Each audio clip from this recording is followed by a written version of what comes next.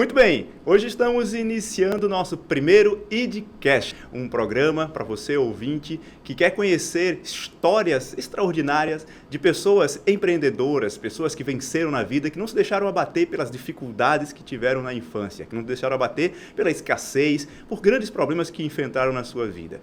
E hoje nós estamos aqui para inaugurar, para iniciar o nosso primeiro IDCast. Eu tenho a honra de trazer aqui o doutor Sandro José Lopes Cavalcante. Ele, que é filho caçula de 10 irmãos, nasceu ali num vilarejo, numa comunidade de Tabuleiro, em Monjope, que fica a 10 quilômetros de Igaraçu. Ele que foi o primeiro universitário da família e médico. Eu tenho a honra de receber hoje aqui, para bater um papo muito gostoso, doutor Sandro José Lopes Cavalcante. Seja bem-vindo, doutor Sandro. Boa noite. Muito obrigado pelo convite. Eu queria agradecer, porque para mim é uma honra poder participar de um programa tão inovador, né? Inteligente e inovador. Acho que é fundamental para que as pessoas conheçam, né, a luta de cada pessoa, de que observem o quanto foi difícil chegar até onde a gente está, né? E aí a gente compara muito com aquela história, né, da bailarina, né, que você vê a bailarina, os dois pés da bailarina, né, um pé bonito com um pezinho, a bailarina com o pé, e o outro, um com a sapatilha e o outro sem a sapatilha, né? As pessoas só enxergam o lado bonito, né? Só enxerga o lado bonito, é verdade. Do processo, mas assim não sabe o quanto foi difícil chegar até onde aquela pessoa chegou. Perfeito, que fantástico essa sua analogia, trazendo essa história da bailarina. E aí o doutor Sandro tem uma história, né? Tem uma história. Veio ali, teve uma infância, né, em Tabuleiro. Tabuleiro é um vilarejo, né, da cidade de Igaraçu. Como é que foi essa infância para chegar aonde você chegou hoje? Então, a gente foi criado numa comunidade muito simples, né? Muito simples, mas onde a gente realmente tinha muito apreço. As pessoas tinham muito apreço umas pelas outras. E aí, principalmente dentro da minha família, né? Na minha família, porque a gente tinha muita dificuldade, porque meu pai, né, ao se aposentar, meu pai era assessor de redação do Diário de Pernambuco e se aposentou muito cedo, né, e achou que quando se aposentou estava com a vida ganha. Com 10 filhos, aí disse, não, agora eu vou para um sítio, né, vou curtir minha vida, mas tinha 10 filhos para criar. Né, e aí não pensou na dificuldade que era, né, a distância, as dificuldades que ele ia ter diante da distância e das limitações que a gente tinha naquela época, né? Entendeu? Então, mas assim, foi um período muito rico, né? Onde a gente teve experiências de amizades, muito sofrimento, muita dificuldade, perdas, né? Perdas. Mas a gente, eu acredito muito que as dificuldades é que fazem com que a gente se torne mais resiliente, mais resistente. Ajuda a gente a superar as dificuldades, os obstáculos que vêm e tornam a gente mais resistente. A carapaça, né, que Perfeito. torna a gente mais autoconfiante. Perfeito. E isso faz com que a gente cresça espiritualmente e internamente também. Que bom. E é bem interessante essa questão, você fala sobre resiliência, as dificuldades, que você nasceu em Recife e veio com um ano de idade para Monjopa, para Tabuleiro. Né? E aí, nesse período, também aconteceu algumas coisas. Na sua biografia, você fala que teve a perca do seu irmão. O que mudou nesse momento que aconteceu esse falecimento do seu irmão? Como não tinha escola primária na região, então assim, era muito difícil para a comunidade em si se deslocar até Igaraçu, né? Então, o que acontecia? Quem realmente queria que os filhos estudassem, teria que depender de carona ou de alguma pessoa que ajudasse. Entendeu? Então, uma dessas... na época, meu irmão, né, tinha 11 anos de idade, e aí ele pegava carona numa caminhonete que ia para Igaraçu, que ia para Cruz de Rebouças, para estudar.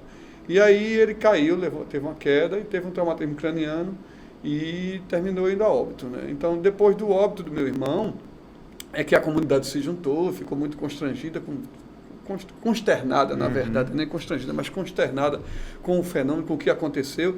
E aí teve um granjeiro de lá, de Tabuleiro, né, doutor Gonzaga, na época. Então ele cedeu o espaço para que fosse construída uma escola e a comunidade se juntou. se juntaram várias pessoas da comunidade e aí foram buscar apoio também com o município e construíram a primeira escola municipal lá da região, né, de Tabuleiro. Que maravilha. Quer dizer, se tornou uma escola da referência para aquela região. De lá saíram muitas pessoas, assim, muitas pessoas que hoje conseguiram vencer na vida, né? Inclusive, eu fiz uma palestra lá, uma professora, né, acho que faz uns 2 anos, mais ou menos, a professora me convidou para mostrar para as crianças que elas podem vencer também. Olha, que maravilha. Então foi um momento muito bonito, sabe? Um momento ímpar mesmo, porque eu estava lá palestrando para aquelas crianças e mostrando que você consegue vencer. Perfeito. Sabe? E assim, inspirou muito a criança. Os meninos ficaram muito motivados. As crianças não paravam de olhar, assim, ficavam, poxa, o cara conseguiu, entendeu? Então, assim, foi muito interessante esse momento, sabe? Valorizando as raízes, né? Valorizando as raízes. Assim, na própria faculdade de medicina, né? O meu apelido era Tabuleiro, porque eu nunca neguei as minhas origens. Muito pelo contrário, eu faço questão de mostrar que eu sou de uma família que teve origem humilde e que todos eles venceram, conseguiram vencer, cada um da sua maneira, lógico. Sim, sim.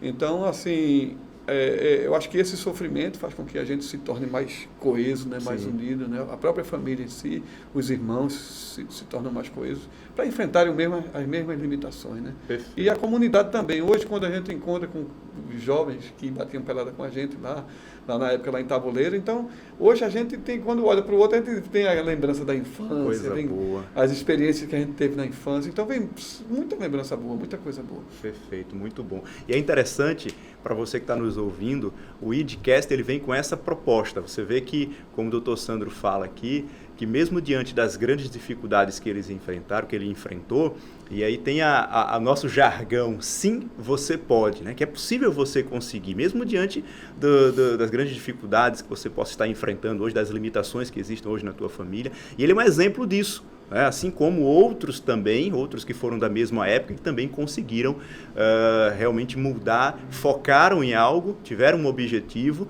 e lutaram até conseguir realmente chegar a alcançar esse objetivo. A tua história é realmente uma história muito inspiradora. É uma história que realmente, quando a gente começa a perceber as riquezas que existem dentro da tua história, pensando principalmente em as dificuldades para estudar, porque, por exemplo, você fala que para que saísse ali de Tabuleiro para ir para Igaraçu, para o centro de Igaraçu, porque você fala que tem um colégio que você gostaria de estudar naquela época, né? Que era um colégio de referência para aquela época no centro de Igaraçu. Qual era esse colégio? Como é que era essa história? O João Pessoa Guerra, né? João Pessoa Guerra. Então é o seguinte, a gente tinha a escola primária, que era o Eurico Fischer, né? Que a gente estudou, foi do Eurico. E aí a gente sempre almejava, eu sempre tinha a escola João Pessoa Guerra como referência, né? Era escola pública de referência, né? Naquela época. Então, eu sempre sonhei em estudar em João Pessoa Guerra, porque meus 2 irmãos mais velhos, minha irmã, que faleceu também, eles estudaram em João Pessoa Guerra. Então, na época, bem antes de mim, né, que é o irmão mais velho, que é Silvio, ele ia a pé mesmo, ele ia a pé. E tinha, inclusive, parece que a história vai se repetindo, né?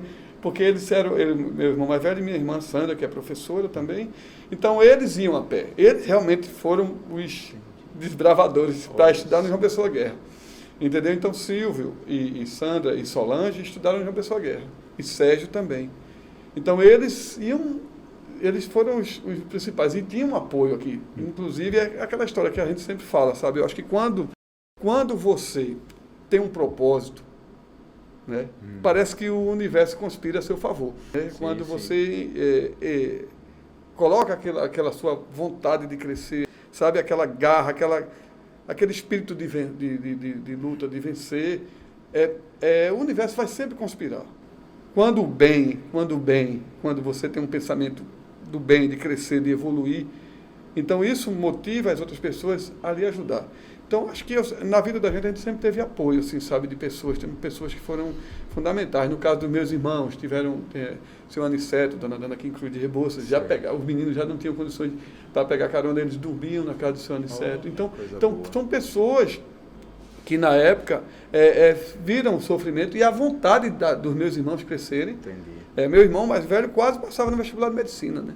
Na primeira tentativa, porque o sonho do meu pai era ter também um médico na família, meus pais, meu pai e minha mãe, entendeu? Então, meu irmão mais velho quase passava no vestibular de medicina. Se insistisse um pouco mais, no segundo ano, talvez, se ele fosse o primeiro médico, meu irmão mais velho fosse o primeiro, com certeza o destino seria um pouquinho diferente. Entendi. Mas a natureza, a vida vai também trazendo a gente para as realidades. Então, ele enfrentou uma nova realidade pessoal dele, e aí não teve mais condições de continuar a estudar no curso de medicina, pelas próprias limitações, né?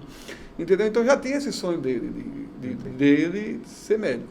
Os teus irmãos, eles foram inspiração para você? Todos eles.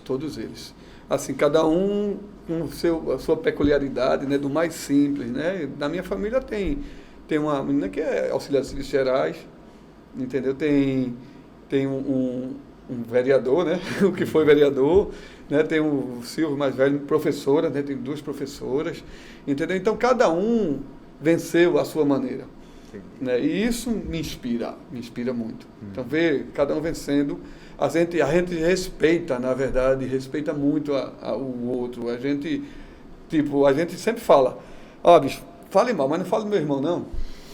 Tu tá entendendo? Então quando a gente se respeita muito e se ama profundamente, entendeu? Então, dificilmente você vai ver a gente brigando, a gente arrumando confusão entre a gente. Entendi. Porque talvez essas limitações, essas dificuldades que a gente passou, fez com que a gente fosse mais coeso, mais unido. Perfeito. E se respeita e se ama. Então, quando a gente se encontra, é um beijando o outro, abraçando. Então, assim, isso passa para os sobrinhos, para as gerações, né? Para as novas gerações, todo mundo se ajuda. E aí as gerações vão crescendo e tendo uma referência dentro dela, né? Referência de amizade, de respeito, de carinho. Então isso faz com que até que as pessoas que se agregam, que se juntam a nós, elas também pensam assim dessa forma. E aí sempre vai ter uma energia, um fluxo de energia positiva, energia boa, girando em torno disso, sabe? Dessas conquistas. Eu percebo uma coisa interessante, né? Quando você fala dos seus irmãos, quando você fala da sua família, dessas pessoas que fizeram parte da sua história, né? Os teus olhos brilham, né? Tem uma emoção aí dentro, né? Tem muita história, né? Tem muita coisa, Pois muita briga de menino, menino Isso é bem interessante. Briga batendo pelada, grupo, Pois era briga, era coisa Pois de brincadeira de badoque, quando era pequeno, um atirando no outro. Então tinha muita coisa assim, muita vivência. Eu lembro do episódio de resiliência, muito interessante, né? Porque é o seguinte, na época, meu pai, a gente não tinha a gás, era tudo a lenha. Sei. Então a gente ia buscar lenha na mata, né? Aí é o seguinte, eu e meus 2 irmãos, meus 3, na verdade eram 4 meninos. As meninas, a gente lavava roupa no rio, a gente levava roupa, a gente lavava no rio. Então não tinha muita água, era mais assim, coisa mais rudimentar, né? Entendi. Então aí é o seguinte, aí a gente ia buscar lenha na mata. E aí os meninos eram mais desenrolados, eu era o mais mole, né? O mais abestalhado, mais mole. Aí o que acontecia? Aí a gente descia para ir buscar lenha, só que o terreno era muito íngreme. Então você descia para pegar a lenha lá embaixo. E aí a gente quebrava a lenha tudinho e aí não tinha corda, a gente amarrava com cipote. Eita. Então, aí é o seguinte, os meninos muito desenrolados, mas operacionais, né? Amarravam o feixe de lenha bem amarrado. E aí botava nas costas e subia a ladeira, ia subindo a ladeira. Então o meu feixe de lenha, eu não era tão ninja quanto os meninos. Então o que acontece? Ficava um pouco frouxo. Sei. Tá ligado? Então quando eu chegava no fim, aí o cipote estava frouxo, a lenha descia todinha. Aí eu tinha que voltar, porque tinha que voltar com a lenha. Caramba. Senão o bicho pegava quando você chegasse lá, entendeu? Então assim, aí o feixe caía, a turma, te vira pra lá. Eu descia, amarrava o feixe. É aquela questão da resiliência, você reconstruir, né? Você tá lá o tempo todo, tem que levar isso aqui, ó. Não posso deixar de levar essa lenha, não, senão o bicho vai pegar quando eu chegar lá. Entendeu? Então assim, eu amarrava de novo, subia, e aí às vezes acontecia 2, 3 vezes o feixe. Quando chegar no final, o feixe desmontar todinho. Aí volta e pega. Então tinha muita coisa de perseverança, sabe? A gente limpava mato, fazia de serviço Então, assim, isso tornou a gente mais consistente, mais forte, mais resistente, sabe? Tem uma ferramenta no coach que a gente costuma aplicar, que ela se chama Quem Te Bancou. Né? Quem te bancou no sentido, não apenas questão financeira, mas no sentido quem te deu uma orientação, quem te deu uma instrução, uma referência, quem te apoiou no momento mais difícil, quem abriu as portas da sua casa para que você, por exemplo, dormisse lá no momento que você precisava, quem te aconselhou, deu o ombro, só chora aqui comigo, vou te aconselhar uma coisa ou outra. Então, se a gente percebe nessa tua dinâmica aí de vida, tem muita gente, né, que fez parte dessa... Muita gente. E é aquela história, né, assim, eu tenho muita gratidão, sabe? A gratidão acho que é uma das principais características do ser humano que humanizado, Perfeito. né? Então, a gratidão é uma coisa que não pode deixar de existir no coração da gente. E hoje você tem muita gratidão a teus irmãos e tua família. Muita gente. Eu fui ajudado por muita gente. No período que você começou a estudar, então teus irmãos, eles deram muito apoio. Muito né? apoio, muito. Você vê, na época que eu fui laureado de turma de contabilidade de João Pessoa Guerra. Né? 16 anos. Isso, 16 anos. Perfeito. Então, o que acontece? Na época, no João Pessoa Guerra, a gente tinha o básico, e do básico saía ou faria magistério ou fazia contabilidade. Então, magistério eu não ia fazer porque, assim, na época, né, era mais feminino e tal. Mas, assim, aí eu fiz contabilidade. É aquela história de ir para cada pessoa, chegar mais cedo, largar, voltar tarde com o pessoal do outro colégio. Entendeu? Então, eu fui laureado de turma lá. Então, às vezes eu juntava os meninos, assim, eu sempre fui muito dedicado, né? Então, às vezes eu juntava matemática, por exemplo, o pessoal tinha muita dificuldade com matemática. E eu, assim, era fissurado em matemática, sempre fui muito fissurado em matemática. E aí eu levava a galera lá para Tabuleiro. Tinha um colega meu que tinha carro, Silvio Romero, até faleceu, amigo meu, que era um cara também que me deu muito apoio na época tinha vários amigos, né? Que a gente vai, né, construindo amizades, né, sólidas, né? Pessoas que realmente estavam do seu lado ali. Que, assim, a gente sabe realmente quem são as pessoas quando a gente está no momento de necessidade, né? Então, assim, mas assim, quando a gente tem necessidade e a gente tem propósito, eu acho que a coisa, né, o universo ajuda, né? Sim. Entendeu? Então, assim, eu perdi um pouquinho o fio da meada aqui, mas vamos... Aí, a gente estava falando sobre o João Pessoa Guerra. Pronto. Então, aí eu levava os meninos lá, a gente fazia matemática, o professor de matemática ficou me devendo ponto, né? Eu tirava 10 em todas as matérias de matemática. Sim. E ele ficava me devendo ponto. Ficou dos trabalhos, né? Fazia os trabalhos para reforço, então ficou me devendo ponto. Eu fui laureado de turma mas só que é o seguinte, contabilidade é muito difícil você fazer, se preparar para um vestibular de medicina. Né? É uma coisa totalmente diferente. Exato. Você mecanografia, aquelas coisas, processamento de dados, naquela época, né? Você estudando, né? Antes dos computadores, né? Sim. Então, antes dos computadores, é verdade, porque nos anos que vieram depois, os computadores vieram muito depois. Entendeu? Então, a gente era totalmente diferente de você estudar para um vestibular de medicina. Mas, assim, os meus amigos, meus irmãos, né, acreditaram na minha força de vontade, tudinho. E aí, eles pagaram um cursinho para mim, lá para eu estudar, na época, no União. Certo. E aí, eu fiz um curso chamado semi-extensivo, que a gente só era como se fosse uma amostra, né? Metade do curso. Entendi. Entendeu? Então, quando eu chegava lá no curso, eu não entendia nada que os professores estavam falando. Nada, porque assim, física eu só vi no básico, biologia no básico. Aí depois muda tudo para contabilidade. Então, física, química, matemática geometria, espacial, aquelas coisas todas. Então, para mim era tudo novidade. E aí, o que é que eu fazia? Eu pegava a apostila, porque eu chegava a várias aulas assim, não entendia nada que o professor estava falando. Eu pegava a apostila, estudava em casa do assunto, para poder entender, poder ter uma compreensão do que o professor estava falando lá na aula. Entendi. Entendeu? Então, assim, aí no primeiro ano que eu fiz, né, com 16 anos, terminei, fui laureado de turma, e aí estudar medicina, vamos lá. O pessoal viu que eu... Né? Então, assim, aí se juntaram os irmãos e disseram, vamos lá. Então, meu irmão já morava aqui, já tinha um apartamento em Arthur Lunig 2, então a gente já ficava no apartamento para estudar, então já tinha um local para a gente ficar junto. E aí, eu chegava lá na aula, tinha que estudar o assunto antes da aula, para poder entender o que o professor estava falando.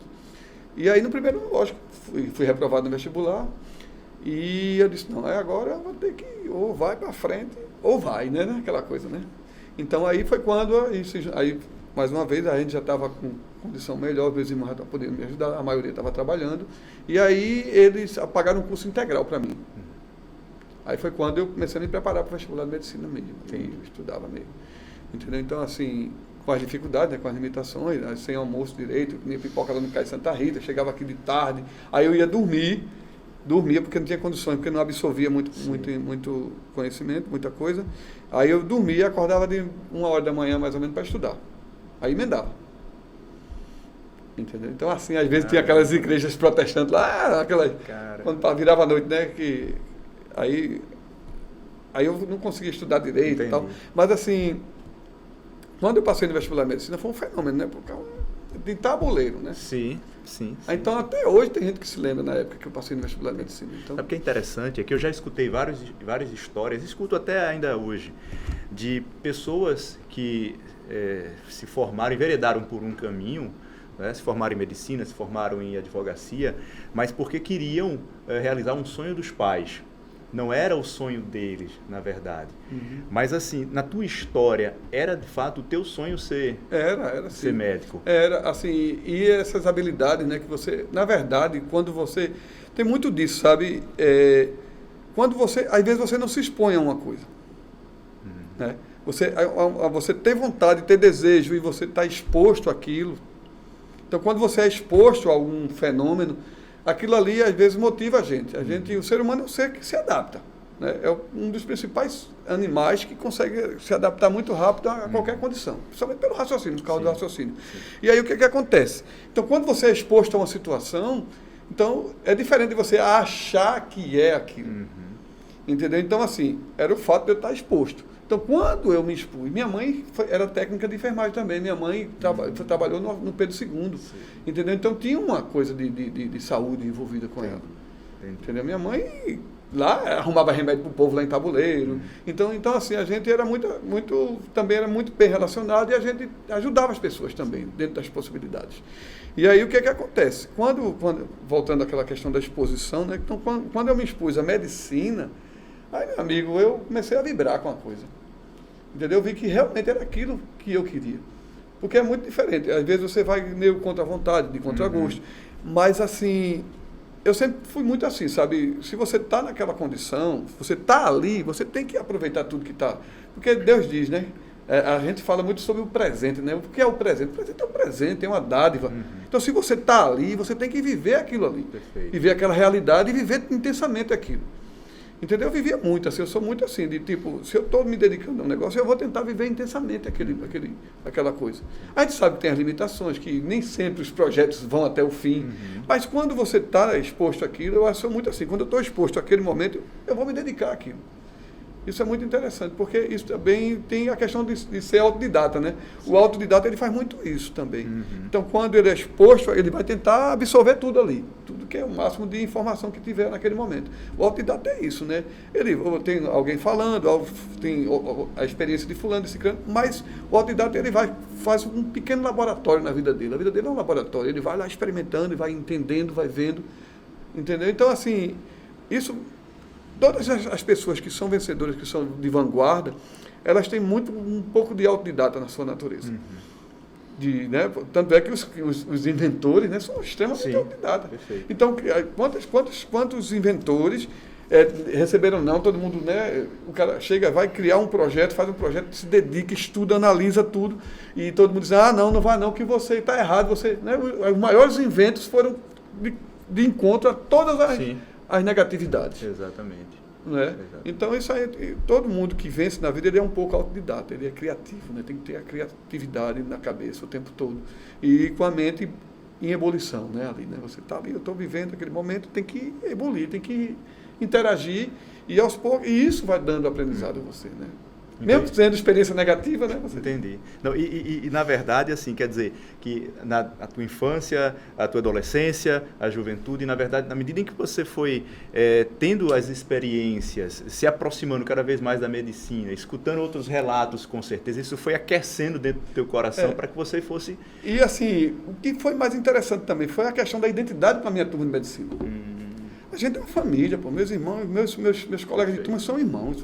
Hoje a gente tem uma turma de mais de 20 alunos, de colegas, mais de 20 ou 30 colegas que se juntam todo ano para fazer farra, para discutir, para conversar.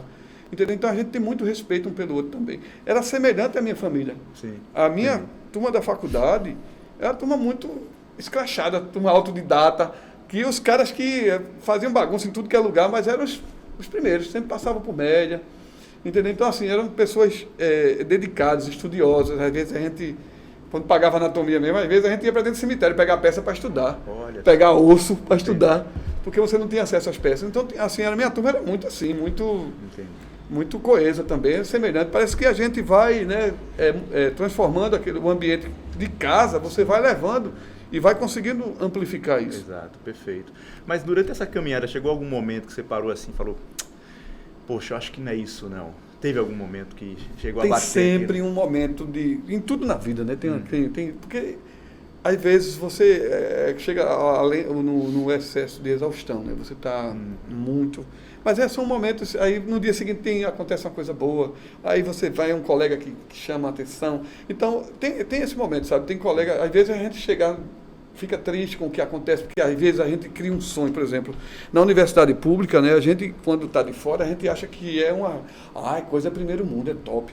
Então, quando você entra para ver a realidade, existe aquele impacto negativo, sabe? Você diz, poxa, isso aqui não é mais ou menos do jeito que eu pensava. Entendi. Porque a gente sabe que o serviço público no país da gente é muito limitado. A gente sabe as dificuldades que tem, as limitações mesmo, né? Às vezes você tem que ser criativo no SUS, principalmente quem trabalha no SUS. Se hoje a gente já tem algumas limitações, imagine naquela época. Imagina naquela época, porque a gente não tinha praticamente recursos, né? Então a gente tinha que se desdobrar. Então o excelente profissional médico é aquele que se dedica ao paciente. Então você aprende muito com um paciente desse. O paciente mais grave, mais complexo é o que você mais aprende com ele. Entendeu? Então, assim, essa questão da improviso, de você ter a mente criativa na hora de ter um insight, você está com um paciente grave na sua frente e você teve uma vivência anterior que você lembra de tudo, passo a passo, parece que vem uma iluminação, é divino, né? Sim. O processo. Quando você está com um paciente grave na sua frente, eu lembro lá do HR, quando eu era doutorando lá, eu era rato do HR, a gente ia lá no HR antes do curso, minha turma era muito ousada, minha turma, né? Então, antes de chegar o momento da gente estagiar, a gente já estava lá dentro.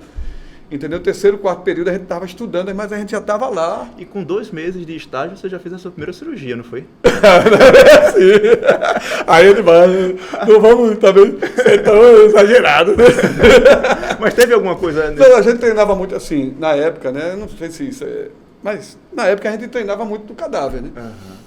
Entendeu? Porque pega puncionar subclávia, fazer dissecação de veia, drenar tórax. Entendeu? Então a gente era muito rato mesmo. Então ia atrás do conhecimento. Então é aquela coisa, eu estou aqui no HR, pô, vou ter que aproveitar tudo que está aqui. Então o HR é uma escola assim que agora você tem que ter sangue frio, entendeu? Porque você vê muita coisa estranha.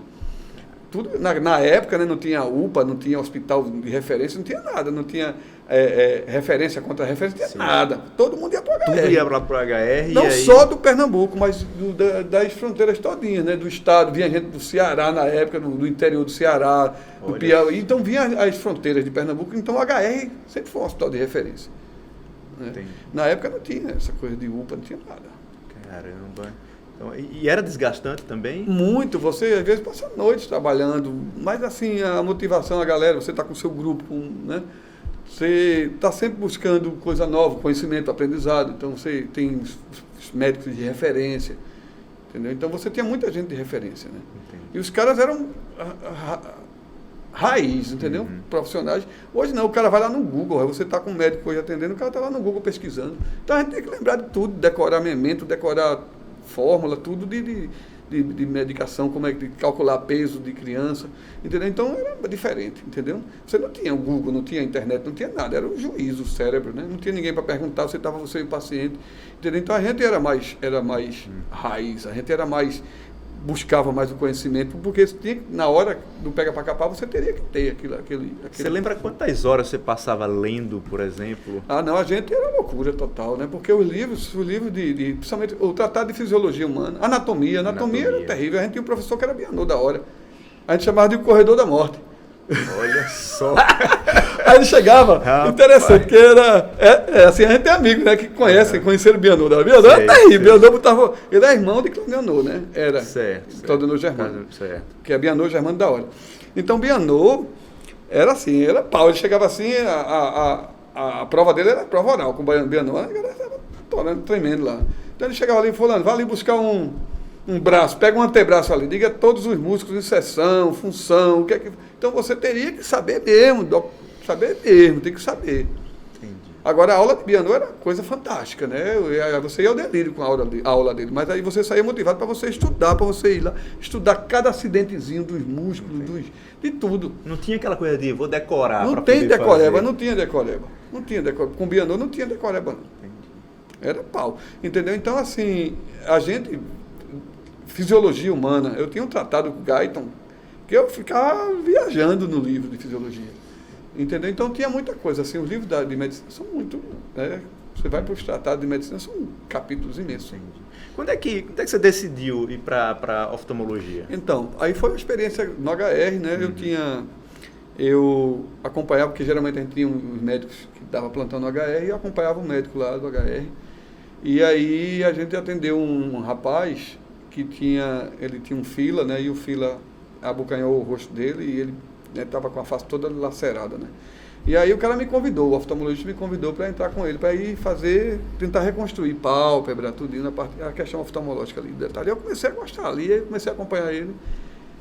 E aí comecei a achar interessante, e aí comecei. Aí depois teve o concurso para acadêmico concursado de oftalmologia, aí eu passei, fiquei acompanhando já na época o pessoal. Entendi. E aí depois do concurso eu comecei a gostar, aí comecei a me interessar por oftalmo.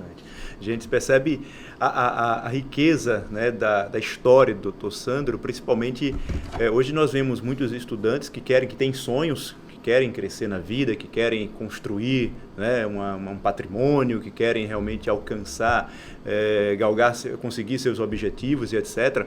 Mas existe um processo a se passar, né? Na nossa vida, a gente passa por processo e a gente vai crescendo de nível na medida em que a gente vai passando por esses processos.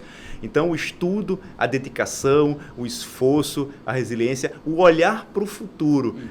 Não era aquela história de eu vou decorar para passar, vou fazer o jeitinho. Não. Era estudar mesmo, com responsabilidade, estudar realmente com convicção, sabendo onde quer chegar. Então, infelizmente, hoje existem muitos jovens que simplesmente estão assim deixando com que deixa eu ver o que a vida vai reservar para mim. Se você quer um futuro, se você deseja um futuro para você, quer seguir na vida acadêmica, quer construir uma história, então você precisa se dedicar de fato e deixar de dar desculpas. Porque eu acho que hoje existe muito essa questão de dar desculpas para tudo. As pessoas ficam dando desculpa. Eu não posso por conta disso, eu não posso por conta do transporte, não posso por conta da passagem. Mas o principal responsável do seu futuro é você mesmo. Não é ninguém que vai ser responsável por você. Perfeito. Eu ouvi do meu sobrinho hoje, o filho da minha sobrinha, falando sobre isso, que ele aprendeu na escola, isso aí, está aprendendo isso na escola. Você é culpado, não é fulano, eu fui perseguido, fulano fez isso, o ciclano fez aquilo. Meu amigo, você que deixou de fazer a sua parte. Perfeito. Então faça a sua parte. Perfeito. Né? Deus nos diz, né? Faça a sua parte que eu te ajudarei. Perfeito. Essa é a grande dificuldade que as pessoas têm de fazer a parte delas. As pessoas vão sempre pelo lado... O mínimo é ganhar o máximo fazendo o mínimo. Fazendo o mínimo. Perfeito. É isso que as pessoas querem hoje. E hoje a gente sabe que isso não dá consistência. É a lei do menor esforço. Do mínimo esforço. As pessoas não querem se esforçar. Não querem porque tudo está muito fácil. E aí tem outro detalhe também, que é a questão de a autorresponsabilidade. Eu tenho a capacidade de entender que os resultados que eu tenho na minha vida hoje são responsabilidades minhas. Sempre. Ou eu ter ou eu não ter, vai ser responsabilidade minha. Não venha culpar ninguém, não venha culpar ninguém. Mas hoje é muito fácil as pessoas estarem terceirizando. Mas é fácil. Isso Eu terceirizo o governo, eu terceirizo o pai, a mãe, a culpa é de todo mundo. Nunca a culpa é de si mesmo. Você tem que ser responsável por si mesmo, sabe? A gente é responsável pelas... você tem que ter compromisso com as suas opções. Se você optou por aquilo, defenda a sua opção, pô. Defenda o seu caminho, o caminho que você foi, você trilhou. Não, eu fui reprovado. Não, cara, tu não estudou, o professor é ruim, não. Então, porque quando a gente está no caminho certo, quando a gente está convicto, é a convicção de que você vai chegar lá. Você diz, eu vou colocar isso aqui como objetivo na minha vida. Então, eu vou chegar lá. Vou ter dificuldade? Vou ter um planejamento, né? Planejamento e planos, né? Então, você tem um planejamento, eu quero chegar ali, mas você pode mudar de planos. Existem vários planos para você, mas você não pode se desvencilhar muito do foco, do objetivo principal, que é onde você quer chegar. E às vezes, hoje, as pessoas acham que é muito fácil. E aí, no primeiro obstáculo, já desistem, porque querem coisa mais fácil. Então, hoje, essa mídia, né, a mídia social, tudo, convida as pessoas hoje querem convencer você de uma coisa que ele não faz. Entendi, perfeito. E faz com que as pessoas comecem a se tornar imediatistas. Imediatistas, porque fulano eu estou aqui, mas o cara não é aquilo. Então a mídia social hoje, você quer mostrar para uma pessoa que você faz o que você não faz. Perfeito, exatamente. Você é o que você não é. Perfeito. Então está muito assim, capa, né? Você olha uma pessoa no Instagram, coisa maravilhosa, linda, vai ver pessoalmente. Lindo. Quando vê Não pessoalmente é outra entendeu? coisa. Então, assim, é isso. Mas as pessoas querem mostrar o que realmente não são.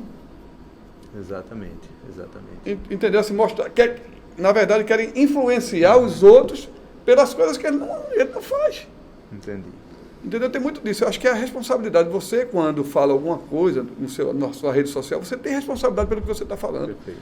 Então você não vai dizer que você faz uma coisa que você não faz. Então isso com o tempo, o cara vai lá para o Google, procura, tá? Não é.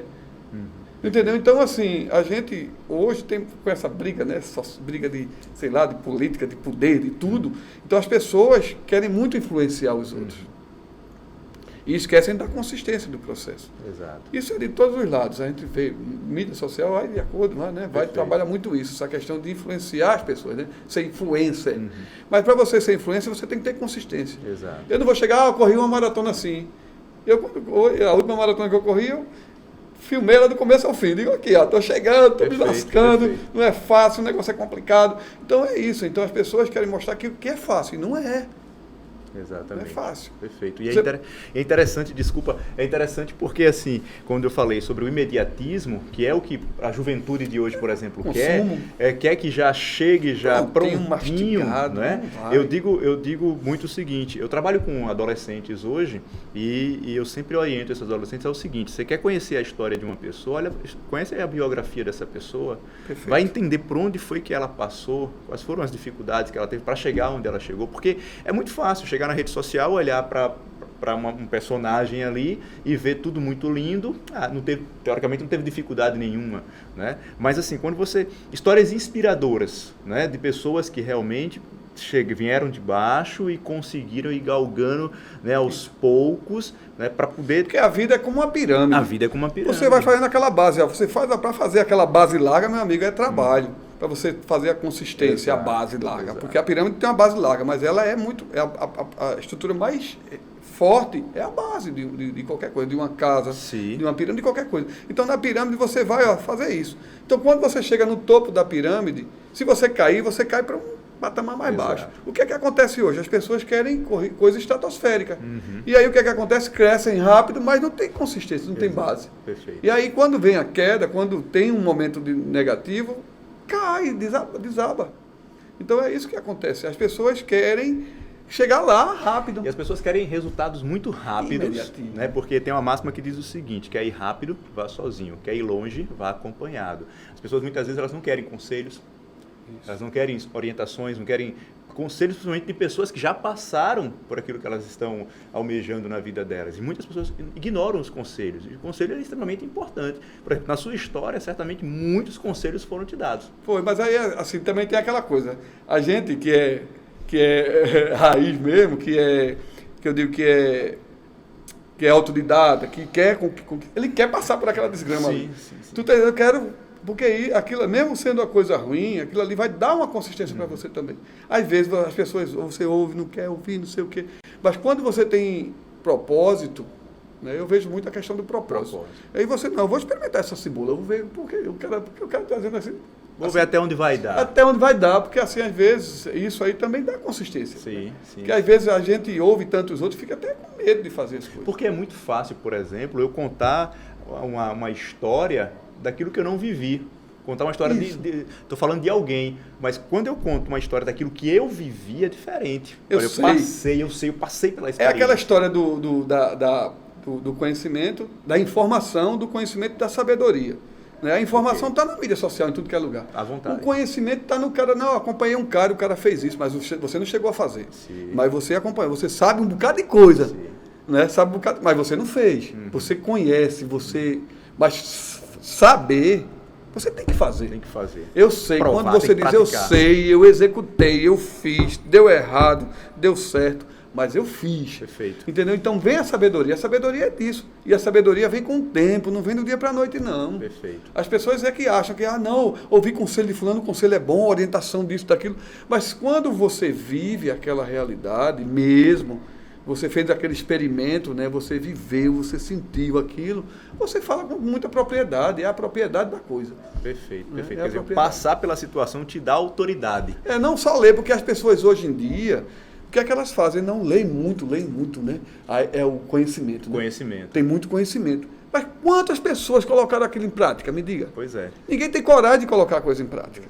é a prática, a ação. E aí eu digo o seguinte, que muitas pessoas que têm muito conhecimento não colocam em prática, elas têm obesidade cerebral. Sim, lógico, porque chega um ponto que fica impregnado de informação, mas ele não experimentou nenhuma delas. Entendeu? Não se dedicou, não teve uma dedicação. Tem tanto intelectual aí fazendo podcast, que não sei o quê, que influencer. Mas qual a vivência desse cara no dia a dia? O que é que ele fez? O que é que ele executou? Então, às vezes, a sabedoria, essa luta mesmo, por exemplo, que houve com esse negócio de Covid aí. Né? Teve muita gente se metendo na medicina, que não era médico. Eu sei de tudo, que a informação está por aí. Mas quem foi que colocou em prática a coisa? Quem foi lá para atender o paciente, para prevenir? Então isso não conta, só conta o que os cientistas dizem, e o médico prático que estava ali, ó, cara a cara com o paciente, tentando salvar vidas. Entendeu? Então tem muito disso, assim, quem enfrentou um paciente de Covid no dia a dia, que sabe o que é Covid. Mas a galera que ouviu falar, que leu, que veio informação e tudo, tem conhecimento, mas não tem sabedoria. Porque quem sabe é quem tratou, quem acompanhou o paciente de perto. Exatamente. Então tem isso. Isso é um diferencial muito grande muito na vida grande, de qualquer profissional, né? E isso eu percebo que foi um diferencial, e é um diferencial na sua vida, né? De ter experimentado, de ter passado, até hoje ainda passa por agora que eu vou viver mesmo. Até hoje. Dizem que a expectativa de vida é em torno de 90 anos, eu estou com 54, né? Pronto, então estou no meio do caminho. Perfeito. Minha vida está começando. Eu não sei se Deus permitir, eu vou correr uma maratona com 100 anos de idade. Se Deus permitir. Que bom, que maravilha. Tudo é futuro, né? Ninguém sabe, mas eu vou tentar fazer o possível. Mas é um propósito. É um propósito, é um objetivo. É um objetivo. Que coisa maravilhosa, muito bom. Quer dizer, você percebe aí, você que está nos assistindo, né? Tendo a oportunidade, o prazer nessa primeira série do IDCast, de ver uma história inspiradora como essa, de poder entender que a vida ela não é fácil. Ela tem os seus percalços, ela tem seus grandes momentos, as dificuldades, etc. E muitas vezes nos traz alguns medos.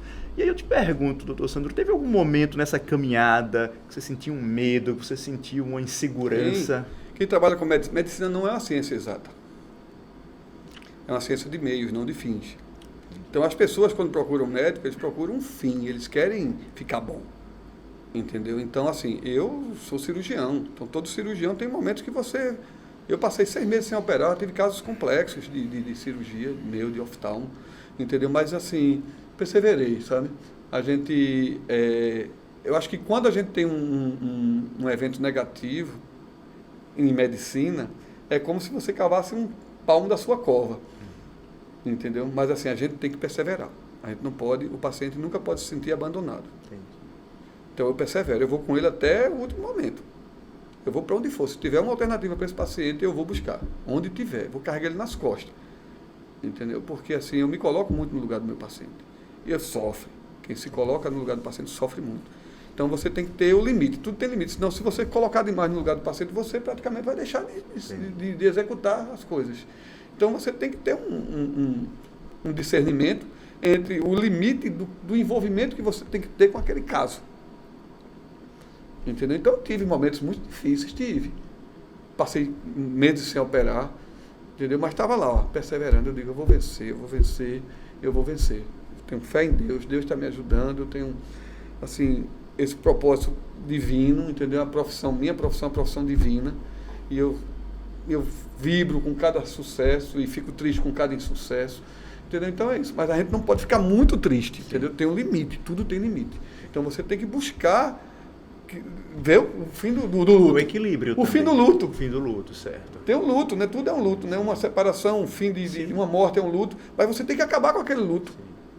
Você tem que dizer, pô, o luto vai até aqui, senão você vai carregar aquilo pro resto da sua vida. Entendeu? Então, em tudo, em qualquer evento na vida da gente, a gente tem que dar fim ao luto. O luto tem que ter fim, não pode carregar com isso nas suas costas, não. Então tem que ter fim, é sofrimento, é aprendizado, é amadurecer, mas o luto tem que acabar. Tem que acreditar no fim do luto. Entendi. Que é o que puxa você para trás, o que puxa você para baixo. Entendi. Dizem muito, né, que o passado ele leva à depressão, o futuro leva à ansiedade. Isso. Então, viva o presente. Viva o presente. O presente é um presente, é uma dádiva. Que é o que poucas pessoas estão conseguindo compreender e viver de fato. Porque você fica lá no Instagram vendo o cara falar isso, falar aquilo, perde horas ali vendo o cara falar besteira. E traz angústia. Baboseira, e tá angústia porque você acha que o cara é aquilo e o cara não é. Exatamente. Angustia demais. Então, não perca tempo. Se você tem que perder tempo, perca tempo com você, pô. Perfeito.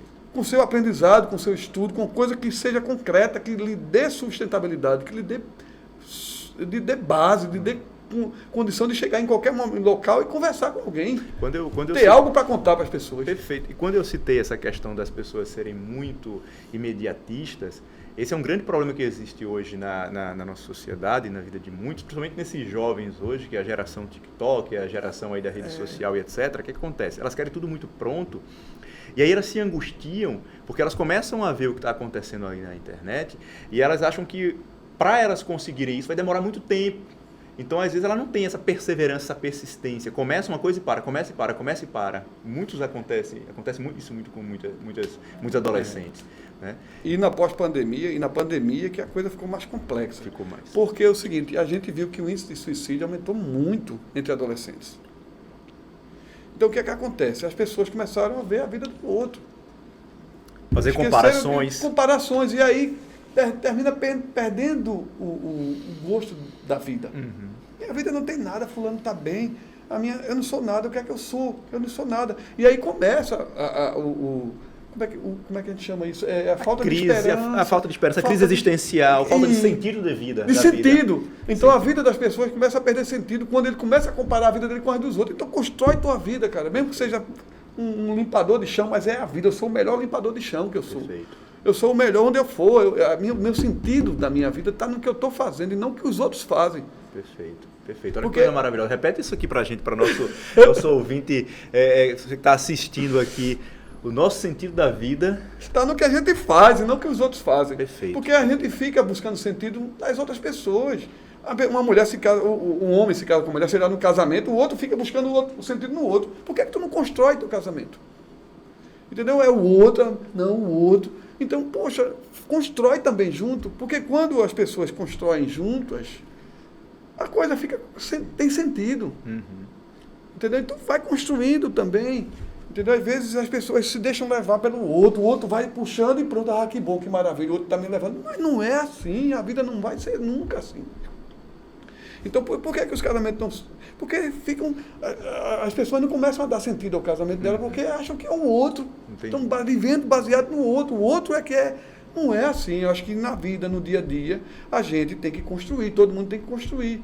Tem que ter uma consistênciazinha. Perfeito. Tem que ter uma construção, seja de que forma for. Porque às vezes não quer dizer que, não, porque o cara tem dinheiro, a mulher tem que ter... Não é isso. Eu estou falando de construção. Uhum. De você construir aquilo, você construir algo. Concordância, né? Concordância, não, vou construir isso, fulano está construindo nesse sentido, eu vou ser consistente nisso.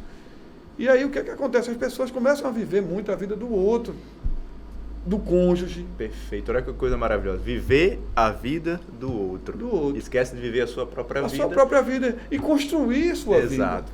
Por isso que vemos conflitos, por isso que vemos problemas. E vem os problemas, os conflitos, as dificuldades, as limitações. Por quê? Porque está muito assim, muito Instagram, a vida está muito instagramável, né? É verdade. Entendeu? Então, sim, a gente tem que começar a mudar isso. É bom, eu adoro, eu sou blogueiro, às vezes a gente fica ali conversando, mas o que é importante, né? O que é que você vai fazer para dar sentido à sua vida? Perfeito. Então as pessoas a gente está tendo muito índice de suicídio porque a vida está sem sentido. Exatamente. As pessoas não estão buscando sentido na vida. E aí não estão buscando consistência, não estão buscando ação propositivas, né? Ações propositivas. Sim. Porque o cara não quer dinheiro, eu vou lá e assalto um banco, eu faço isso, eu cresço pisando nas pessoas, humilhando as pessoas. E tem uma outra questão também, que muitas vezes é assim, eu até tenho um sonho, eu até tenho uma intenção de alguma coisa, eu tenho até um desejo, eu tenho até desejo algo para a minha vida, mas eu não tenho ação. Não tenho coragem. Não saio do canto, não tenho coragem. Não tem coragem, disposição para lutar. Exatamente. Porque a porta larga é mais fácil. Isso, exatamente. Todo mundo quer a porta larga. Vai lá no cubículo, passa enfrentando naquela porta, se rasgando todo, e ninguém quer, cara. Exatamente. Porque a porta larga é mais fácil, como diz a Bíblia. A Bíblia Ela fala exatamente sobre isso. A porta larga, todo mundo quer ir. Olha que coisa interessante. Quando eu estava na faculdade, segundo período de faculdade, cursando psicologia, foi interessante. Teve uma colega, psicologia tem que ler muito também, igual medicina e tudo mais. Muito. E aí foi interessante porque começou a exigência, né, dos alunos, vocês têm que ler, tem que trazer textos, isso, etc., porque a gente precisa debater muito, tem que falar bastante. E ela chegou e disse assim, não, eu vou perder meus finais de semana lendo? Não vou perder meus finais de semana lendo. Até hoje eu não sei qual o destino dessa moça. O QI do país da gente está diminuindo. Por quê? As pessoas não estão lendo mais livros. Eu botei como propósito da minha vida, eu vou ter que ler um livro todo mês, seja de que assunto for. Perfeito. Porque quando quem lê viaja, não dizem muito você. Sim. Então é porque é fácil você ficar vendo televisão e ficar deitado vendo Netflix. Hoje em dia, né, para ver tudo. Entendeu? Então, assim, o livro, a gente hoje, eu não sei se essa pesquisa, eu pesquisei e o QI do brasileiro está. Sim, não tenho dúvida quanto a isso. O Quênia está com o QI subindo. O QI do brasileiro está lá abaixo de zero, está negativo. Então está em queda livre o QI. Por quê? Porque a gente não tem mais biblioteca, ninguém vê ler livro, ninguém se interessa mais por leitura. Entendeu? Então a leitura é quem faz o diferencial. Não tem mais bibliotecas, né? É verdade. As pessoas não têm mais aquele espaço. Então, no Brasil, você vai para a Argentina é um país que eu estive agora na Argentina, né? Então é um país que está em crise financeira. Mas as pessoas não deixam de estar lá no café lendo um livrozinho. Entendi. Ou tá se informando corretamente. Entendeu? Tem muito isso, né? Tem muito disso. Entendeu? Então, assim, eu acho que a leitura é a base de tudo. Perfeito. A literatura. Ler livros, pegar o bicho sim e ler. E hoje... E tá tão barato hoje, você vai na Amazon mesmo, desculpe fazendo propaganda da Amazon, mas você vai na Amazon, compra o livro, com 2 dias o livro chega na sua casa, é barato. Muito rápido, claro, barato. Com certeza. O acesso hoje está realmente muito fácil para você ter ali um livro. Eu acredito muito que falta esse interesse. Né? Eu estou com um compromisso comigo mesmo. Digo, já que eu não posso mudar ninguém, eu vou me mudar, né? Eu vou ler meu livro lá. Que bom. Eu estou com um bocado de livro na cabeça agora, tem coragem, né? Perfeito, é verdade. E é a ação, né? Agir. Você mesmo é que é o exemplo, né? Exato. Como é que você pode mudar o ambiente se você não se muda? Exatamente. Eu costumo dizer para muitas pessoas o seguinte, nas orientações que faço.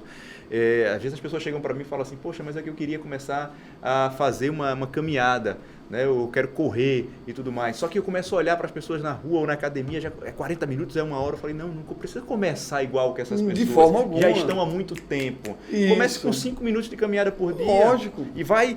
Mas comece. E continue. E são mudanças de hábitos. Porque o que é que faz acontecer a mudança? É a constância. O Constância. resultado vem através da constância. Sempre. Né? Então, por exemplo, para você chegar onde você chegou hoje, teve que ter constância nos estudos, na dedicação, foco. Né? Você teve um propósito, você sabia onde é que você queria chegar. E a maratona, ela vem para isso, vem para consolidar isso. Porque a corrida em si, ela é muito mental, sabe? De resistência e resiliência. Tipo, você corre 42 quilômetros, mas assim, você tem que se preparar. Tipo, maratona, você se prepara 30 quilômetros, se prepara 30 quilômetros para correr 12. Então, o final é que é mais desgastante. Sim. Se você não estiver preparado, você não vai não vai passar dos 30. Entendeu? Então a mente está lá, a mente forte o tempo todo, porque vai chegar um momento que vai vir dor, vai vir cansaço, vai vir choro, lágrima. Luta contra o corpo, né? Contra a dor, a mente. E a mente tem que ser forte. Então a corrida maratona, ela ajuda muito a gente a ser resiliente também, a ter mais resistência, até a dor. Né? Eu já corri a maratona de Nova York, eu entrei no Central Park com a bandeira do Brasil nas costas, chorando e mancando. E assim, quando chegou no Central Park, eu olhei e disse, caramba, me lasquei, eu não vou conseguir terminar essa maratona. Aí eu digo, chegou no Central Park, maravilha, chegou. Meu amigo, dentro do Central Park são tobogãs, assim, dentro do Central Park. Aí eu corria, chorava, alguém estava nos matos, fazia xixi, corria, voltava, e agoniado, e olhava, o povo cora brasileiro, e eu com a bandeira do Brasil assim nas costas de Nova York. Minha primeira maratona fora do país. Foi loucura, lesionado. Foi mesmo. Fui lesionado. Veja que interessante.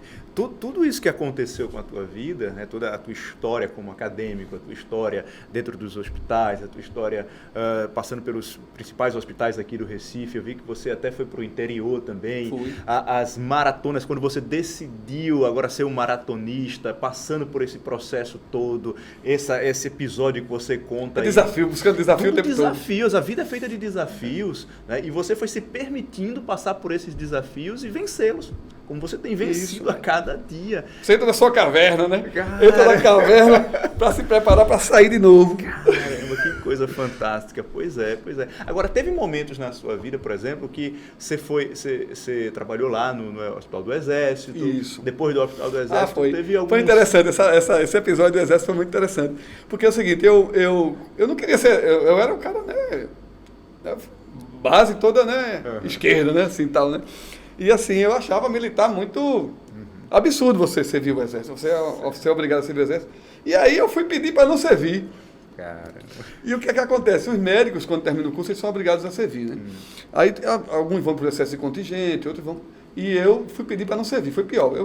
Se eu ficasse calado, talvez seria melhor. Aí eu pedi para não servir, aí eu saí logo da lista, lá dos 45 primeiros que iam. Vamos pro 14. Aí foi todo mundo, porque o treinamento da gente é todo no batalhão operacional, né? De batalhão, o batalhão operacional. É um batalhão de infantaria.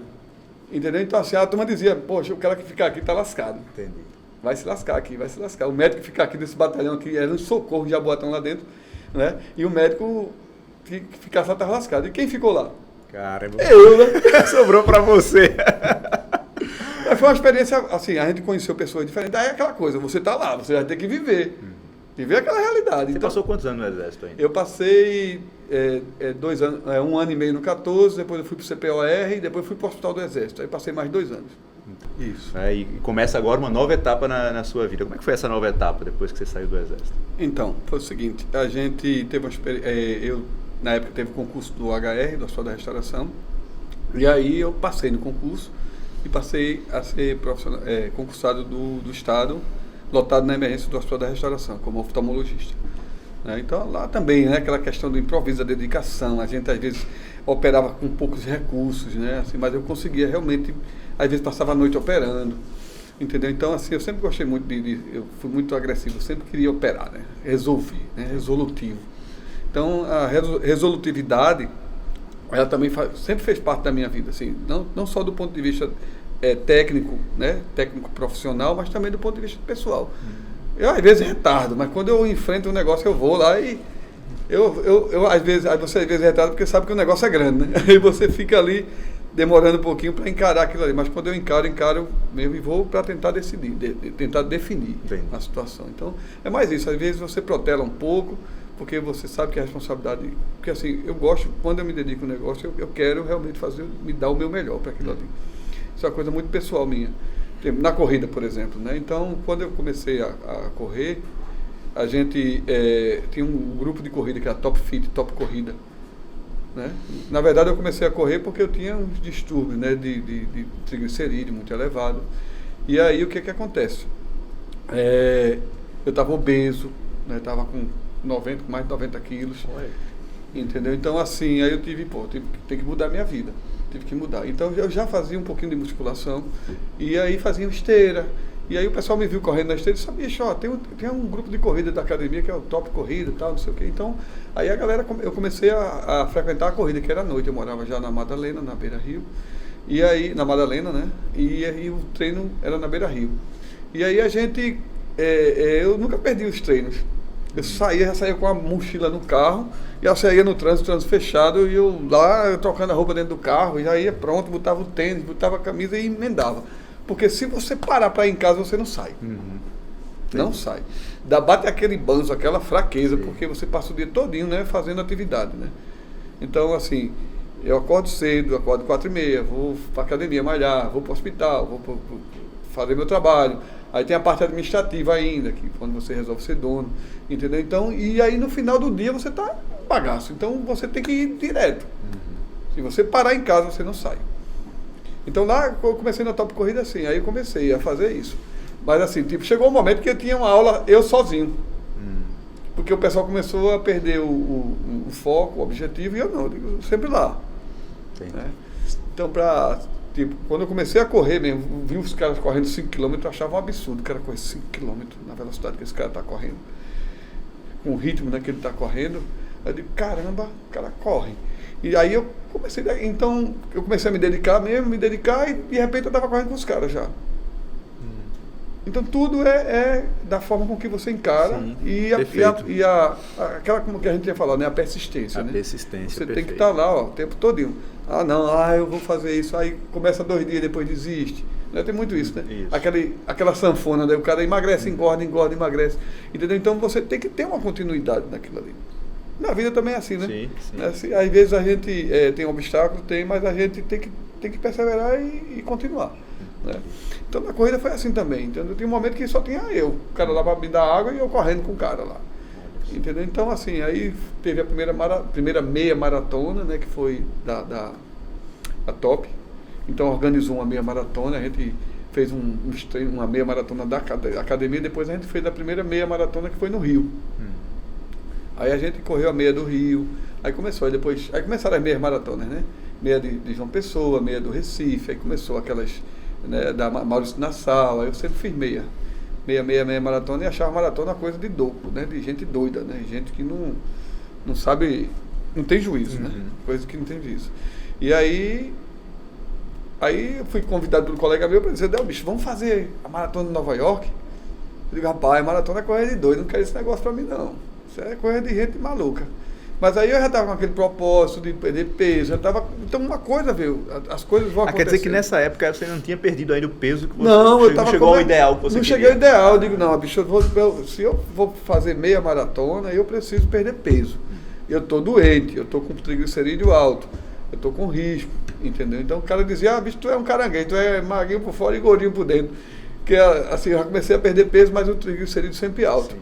Mas só que, assim, não era uma rotina, porque você, quando começa uma atividade, você entra no ciclo positivo, né? Aí você fica interessado em ir para nutricionista, aí você faz uma musculação, você corre.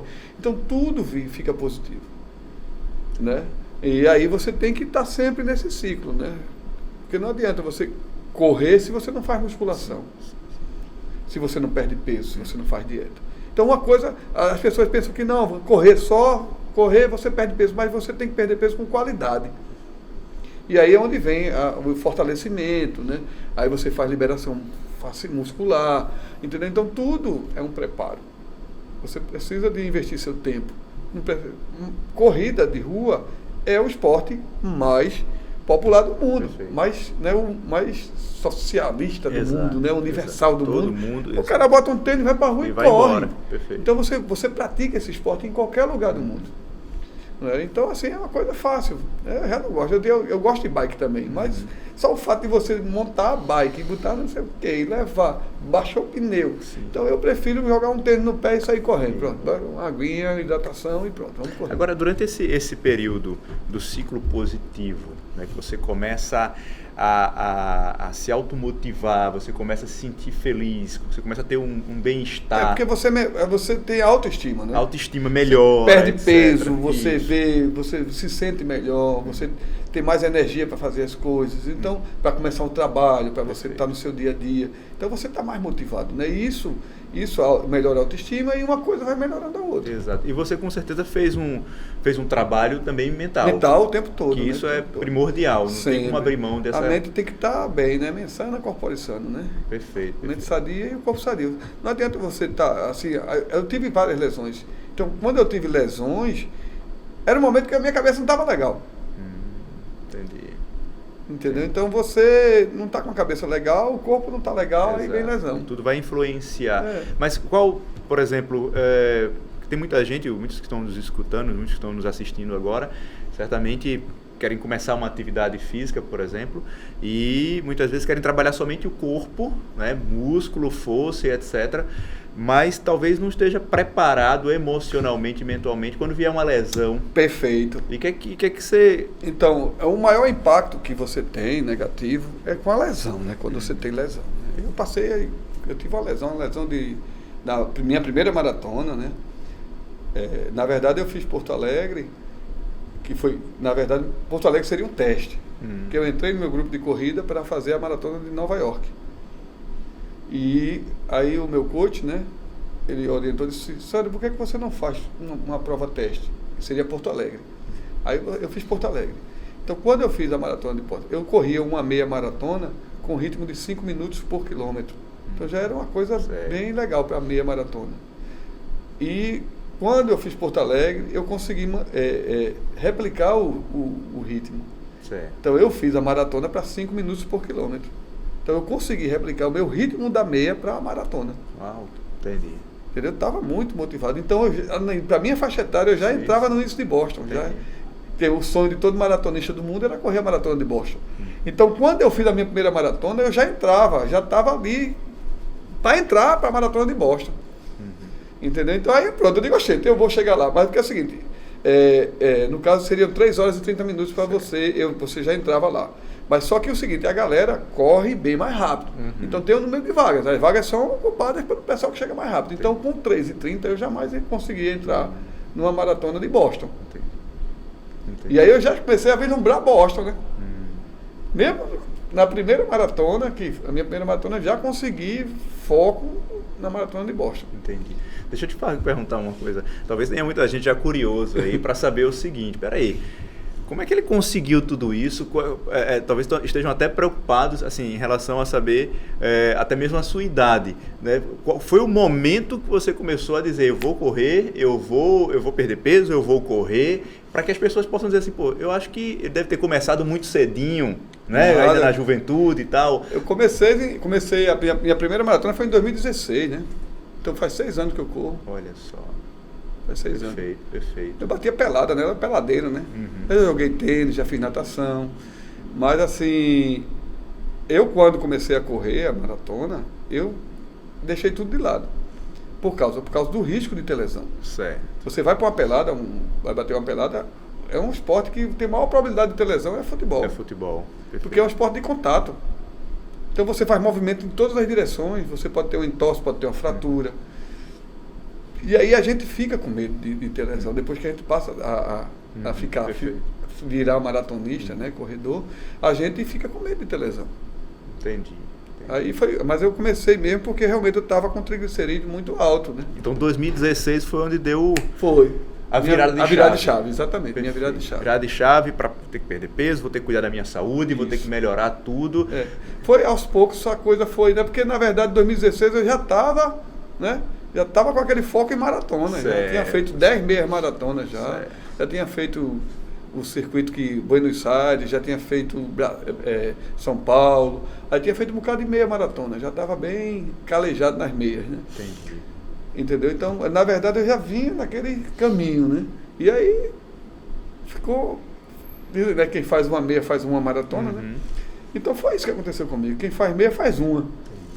Aí foi como eu comecei, né? Eu consegui replicar o resultado, o ritmo da meia para a maratona. Entendi. Por uma curiosidade até para os nossos, pessoal que está assistindo aqui também, essa curiosidade que eu tenho, por um acaso você tem um mural de futuro, um mural da vida extraordinária, por exemplo, pensando o que é que eu quero para a minha vida como profissional, o que é que eu quero para a minha vida como atleta, existe isso? Teve algum momento isso na tua vida? Do ponto de vista profissional, como médico, como oftalmologista, eu me sinto muito realizado. Porque, assim, eu sou um profissional que eu não tive a oportunidade de fazer uma residência médica. Na época era mais difícil, porque a oftalmologia era uma coisa muito, né, de casta, né? Muito assim, filho de fulano. Muito elitizado, né? Muito assim, a oftalmologia em Pernambuco e no Brasil em si era muito, na época, agora não, agora está uma coisa mais, né, tem muitas residências médicas, muita alternativa, tudo pode ser feito tudo hoje em dia. Mas na época era muito fechado, o grupo muito fechado. Certo. Eu conseguia, eu tinha um filho na época, eu terminei o curso, meu filho nasceu quando eu estava terminando o curso de medicina. E aí, você teria que doar a sua bolsa, você teria que trabalhar praticamente de graça por serviço. Então, na entrevista, eu fui reprovado. Eu passei na prova e fui reprovado na entrevista. Porque eu não podia, eu teria que me dedicar. Eu era um cara humilde, sem estrutura sócio-familiar, sem ser nome, filho de Cicrano, de Beltrano. Então, quem é? Sano? Aquele não é nada. Entendeu?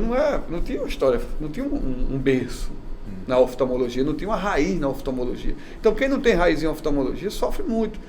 Ou quem não tem uma estrutura familiar mais resistente que dê para bancar todo o seu desempenho na sua profissão. Né? Entendeu? Então, eu vivi muitas limitações. Mas, assim, hoje eu sou hoje eu sou transplantador, eu faço transplante de córnea, né? Eu sou especialista em córnea, faço transplante. Então eu consegui fazer um fellow, uma especialidade em transplante, consegui ter o meu título de especialista. Hoje eu sou voluntário no Hospital das Clínicas, né? Eu sou um médico voluntário lá. Entendeu? Então, do ponto de vista de conquista técnica profissional, eu acho que eu consegui, eu estou muito satisfeito, estou muito feliz com as minhas realizações. Hoje eu sou empresário, sou dono de hospital, né? Tenho meu filho, um filho que divide comigo o espaço no consultório, é meu sócio, está aprendendo a ver gestão, a entender como é que funciona a gestão de um consultório, as limitações, as dificuldades, como é difícil você conquistar as coisas, você manter, você ser peão e ser dono ao mesmo tempo. Entendi. Você hoje tem um hospital, que é em Goiânia, e você tem também uma clínica em Igaraçu. Isso. Mas como é que surgiu a ideia de vou abrir meu próprio negócio? Então, aí foi quando eu tive a minha primeira experiência, assim, como a gente tinha começado, né? Então, a minha primeira experiência foi trabalhar para colega, para oftalmologista, que é empresário. Então, eu tive uma experiência negativa ali no fato de trabalhar para colega, me interrogar algumas coisas, que eu sou muito assim, eu sou muito transparente, entendeu? Então, pô, se eu vejo que um colega vem interrogar minha índole, meu caráter, eu tô fora, eu saio logo. Porque assim, a gente que tem propósito na vida, que quer coisa consistente, quer fazer coisa séria, coisa organizada na vida da gente, então quando a gente vê alguém suspeitar do seu caráter, da sua, sabe? Aí você fica muito constrangido com isso. Então assim, o que mais causa constrangimento para mim é alguém duvidar do meu caráter. Porque tudo foi feito com muito trabalho, muita dedicação, sabe, muito empenho, muita energia gasta, sabe, é assim, eu sou muito intenso, entendeu, assim, eu faço mesmo, vou fazer o melhor, vou tentar fazer o melhor. Então, então assim, eu tive essa experiência negativa, então quando alguém vem me perguntar sobre o meu caráter, me colocar em xeque meu caráter, meu amigo, eu tô fora. Sim.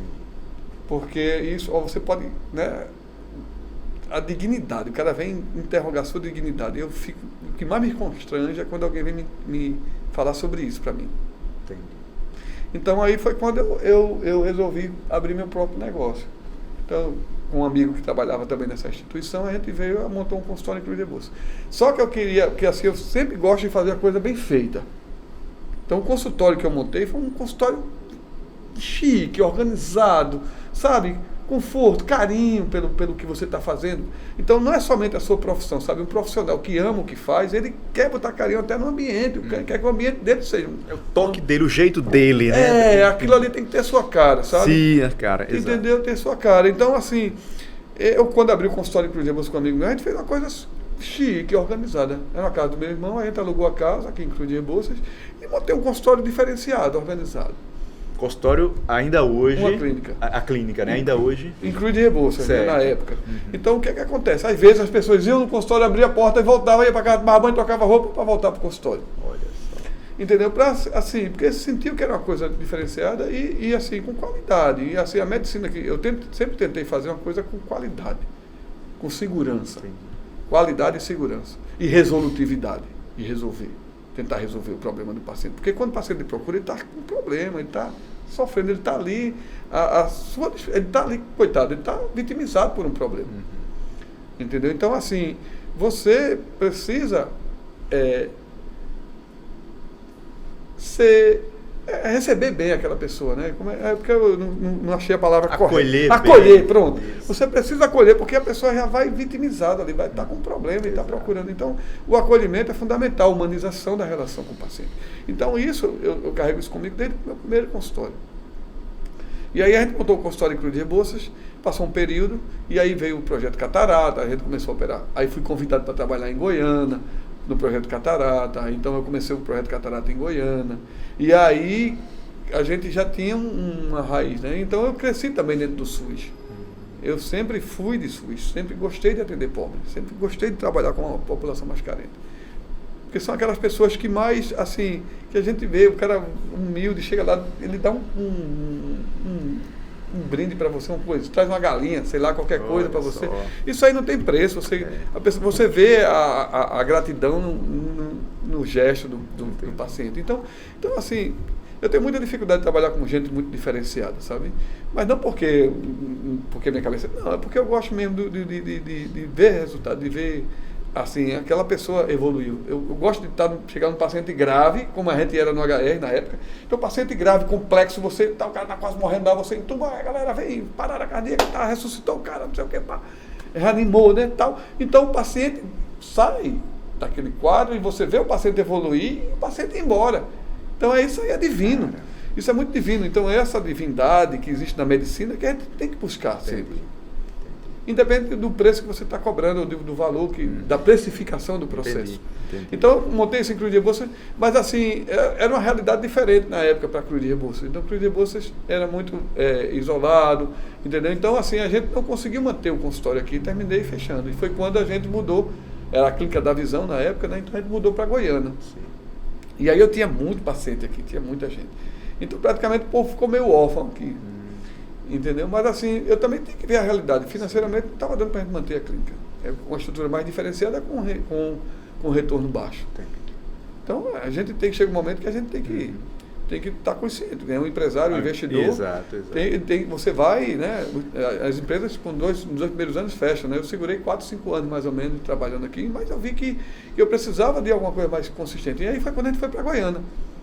Então, em Goiânia, a gente fez projeto Catarata, e aí foi quando o pessoal pediu para abrir um consultório. Aí eu comecei a abrir um consultório dentro de uma clínica. Maravilha. Aí começou a história. Aí, então, a Clínica da Visão a gente fechou aqui, e meu sócio foi para outro local, e eu fui para Goiânia.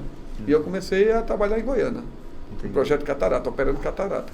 E aí depois o pessoal pediu para a gente abrir um consultório. Quando eu abri o consultório foi de imediato. Abri o consultório lotado. Olha que maravilha. É engraçado. Foi uma migração bem interessante, porque o SUS, assim, é desgastante, porque você tem que ter uma demanda maior, você não tem condições de dar uma qualidade por causa da demanda, porque o SUS é um poço sem fundo, né?